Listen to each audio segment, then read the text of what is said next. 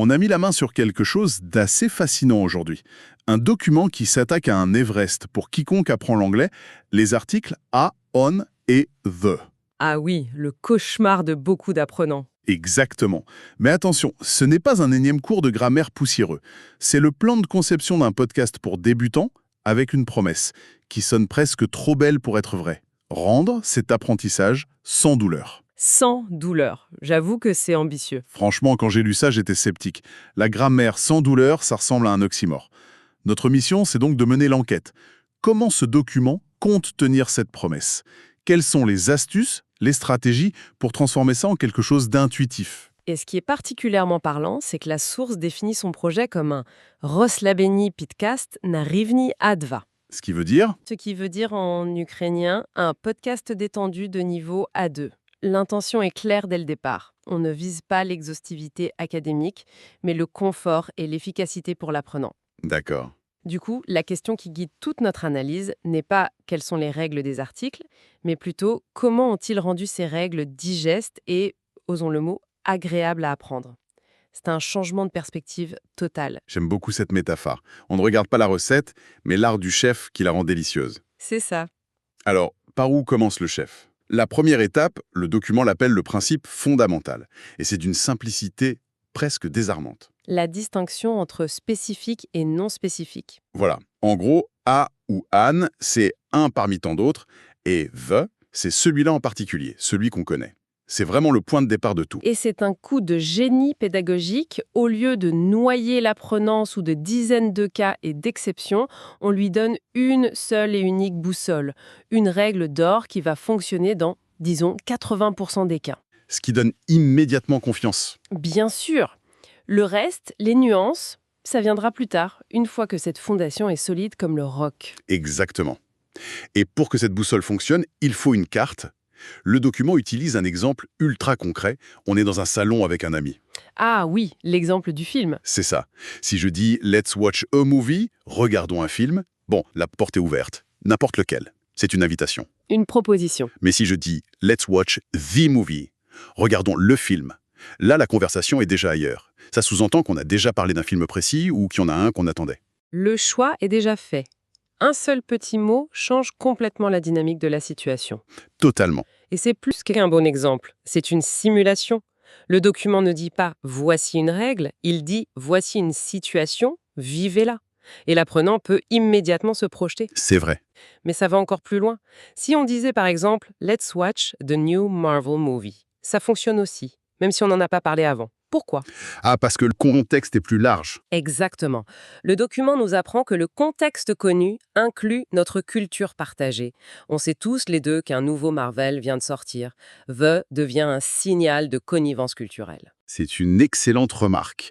The est donc un raccourci qui s'appuie sur une connaissance partagée, qu'elle soit établie une seconde avant ou qu'elle fasse partie de notre bagage commun. Et le document montre comment ça se construit en temps réel. Avec le fameux exemple de l'homme et du chien. Oui? L'exemple parfait. I saw a man with a dog. The dog was very cute. J'ai vu un homme avec un chien. Le chien était très mignon. C'est un cas d'école. Analysons ce qui se passe. Première phrase. A man, a dog. Le cerveau crée deux nouvelles entités. Elles n'existaient pas avant. Puis, deuxième phrase. The dog. Le mot the agit comme un pointeur laser. Un pointeur laser, j'aime bien l'image. Il dit au cerveau « Stop, ne crée pas un nouveau chien, retourne à la phrase précédente et récupère celui que je viens de te présenter. » En deux phrases, on a créé un mini-univers de références partagées. C'est très visuel. Et ce principe du pointeur laser s'applique aussi à des choses qui sont uniques dans notre environnement, n'est-ce pas? Le document parle du soleil ou de la porte. Exactement. C'est la même logique, mais à des échelles différentes. The Sun fonctionne parce que le contexte partagé, c'est l'humanité entière sur cette planète. Il n'y a qu'un seul soleil dans notre ciel. C'est l'évidence même. Et si je suis avec vous dans une pièce, avec une seule porte, et que je dis « Close the door, please », le contexte partagé, c'est cette pièce. Aucune ambiguïté.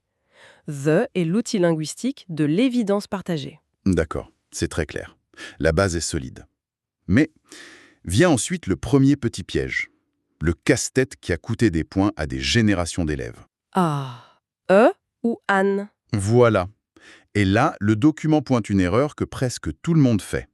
Il ne s'agit pas de la première lettre du mot, mais du premier son. C'est un point absolument crucial. Et c'est là qu'on voit que le document est conçu pour la langue parlée, pas seulement pour l'écrit. C'est vrai? La règle qu'on apprend souvent à l'école, EN devant les voyelles A, E, I, O, U, est une simplification dangereuse. Et les exemples du document sont des pièges classiques, mais redoutablement efficaces. On dit « a university ». On a tellement envie de mettre « un » à cause du « u ». Mais non, le mot commence par un son yo, comme dans yellow. C'est un son consonne. Et à l'inverse, on dit « an hour ». Le mot commence par la consonne « h », mais elle est muette. Le premier son qu'on entend est « hour », un son voyelle. Ce qui est fort ici, ce n'est pas seulement de donner la bonne règle, c'est de forcer l'apprenant à changer de logiciel. Le document ne dit pas juste « c'est une question de son ». Il le fait comprendre par l'exemple. Oui, en donnant ces exemples, il oblige l'apprenant à écouter la langue dans sa tête, plutôt qu'à la lire avec ses yeux. C'est une sorte de reprogrammation. Il cherche à déconnecter le cerveau de sa dépendance à l'orthographe. Ce qui est un énorme obstacle pour un francophone. Exactement, on pense la langue à travers son écriture. Cette petite règle, c'est un premier pas pour casser cette habitude. Je n'avais pas vu ça sous cet angle. C'est très malin. On passe du statut de lecteur à celui d'auditeur. Bon, une fois qu'on a maîtrisé ça, on arrive à ce que je considère comme le boss final des articles. L'article 0. L'article 0. Quand ne rien mettre du tout. C'est souvent le plus déroutant. C'est le moment où notre logique de francophone est la plus mise à mal. Parce que nous, on a tendance à mettre des articles partout. C'est vrai. Le document identifie deux grandes zones de vide. La première, c'est quand on parle en général. Oui, les généralités. Avec des noms pluriels ou qu'on ne peut pas compter. L'exemple est très clair. Cats are funny animals.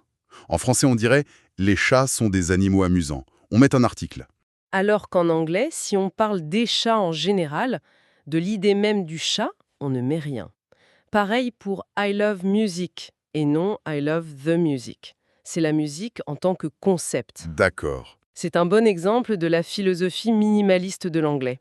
Si le concept est assez large, l'article n'est pas nécessaire. Mais la deuxième catégorie est encore plus intéressante, car moins intuitive. Les expressions figées. C'est ça. Celles liées à des lieux qui sont traités comme des concepts. At home, in bed, to school. Ça a toujours ressemblé à une liste de vocabulaire à apprendre par cœur, sans trop de logique. On se dit, bon, c'est comme ça, faut mémoriser. Mais le document montre qu'il y a une logique. Et c'est là que ça devient passionnant. Il prend l'exemple de school et il le dissèque de manière brillante. Il oppose I'm going to school et... I'm going to the school. Et la différence est subtile mais immense. C'est presque philosophique en fait. Si je dis I'm going to school sans article, je ne parle pas forcément du bâtiment. Je parle de l'activité, de l'institution, du concept d'aller en cours. Vous êtes un élève. C'est ça. Mais si je dis I'm going to the school, là je parle du bâtiment en briques. Peut-être que j'y vais pour une réunion de parents ou pour repeindre un mur. Je ne suis pas forcément un élève. Exactement, vous avez parfaitement saisi la nuance. L'absence d'article transforme un lieu en une fonction, un but. In bed ne veut pas juste dire être dans le meuble, ça veut dire être couché pour dormir. At home, c'est l'état d'être chez soi, pas juste une adresse. Précisément. Et en révélant cette logique, le document transforme une corvée de mémorisation en une découverte intellectuelle. L'apprenant ne subit plus la règle. Il la comprend. Et quand on comprend, on retient. On retient beaucoup mieux. C'est vraiment la clé. Ok, la théorie est élégante, les exemples sont bien choisis, mais le document ne s'arrête pas là. Il passe à la mise en pratique. C'est là que tout prend vie. C'est le moment où le chef nous sert le plat. Jusqu'ici, il nous a expliqué les ingrédients. Et le plat, c'est une conversation toute simple entre deux personnages, Tom et Zara, qui organisent une soirée. C'est d'une banalité confondante, et c'est ça qui est génial. Tom lance « A film? Do you want to go see movie tonight ?» Classique, non spécifique. On est au début de l'entonnoir. Zara est d'accord, et la Tom précise « How about the new Marvel movie ?» Et voilà, on est passé de un film à le film spécifique. Logique? Ça continue avec la nourriture. « Let's get a burger ». Puis le lieu. « We can go to the one next to the bookstore », celui à côté de la librairie.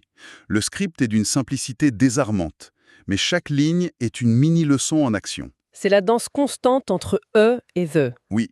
Ce qui se passe ici, c'est un apprentissage par la bande. Le but n'est pas que l'apprenant s'arrête sur chaque phrase pour analyser.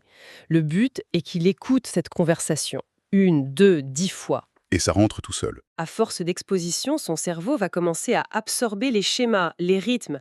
Il ne va pas apprendre la règle, il va développer une intuition, une sorte de mémoire musculaire de la langue.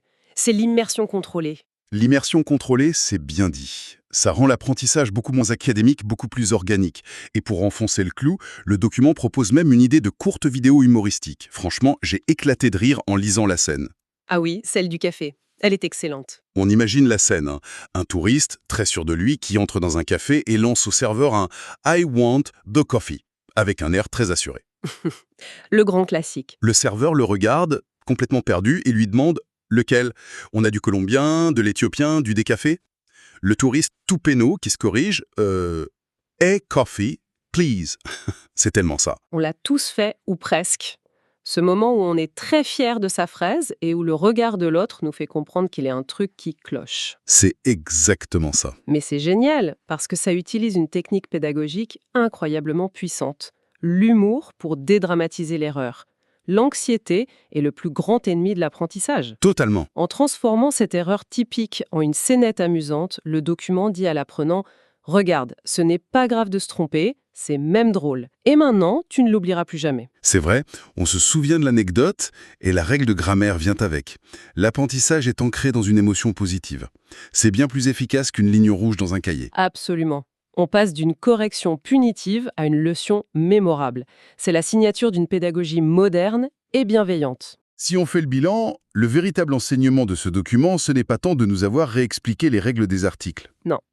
C'est de nous avoir montré une méthode, une véritable philosophie pour enseigner un sujet réputé aride et complexe. Tout à fait.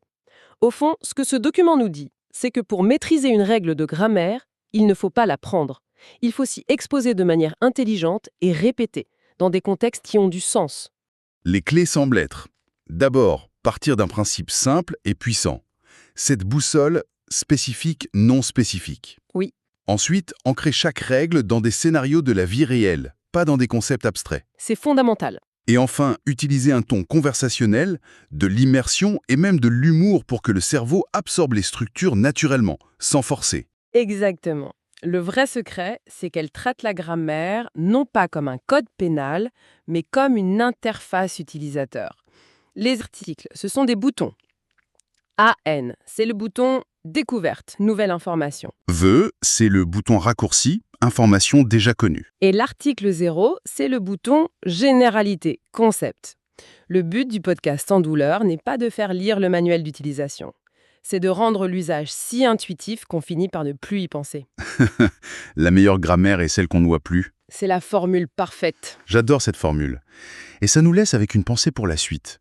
Cette approche, au fond, elle se dépasse largement l'apprentissage de l'anglais. Oh oui, bien sûr. Alors qu'un exemple simple, une simulation ou une histoire amusante nous permettrait de comprendre l'essentiel en une fraction du temps. C'est la question fondamentale. Cette méthode du montrer au lieu de dire, de créer une expérience plutôt que de donner une instruction, pourrait s'appliquer à tant de choses. Alors la question qu'on peut se poser est la suivante. Quelle est la chose que l'on essaye d'apprendre ou d'enseigner en ce moment et comment pourrait-on y appliquer cette philosophie ? Comment transformer notre propre cours de grammaire en un podcast détendu et sans douleur ?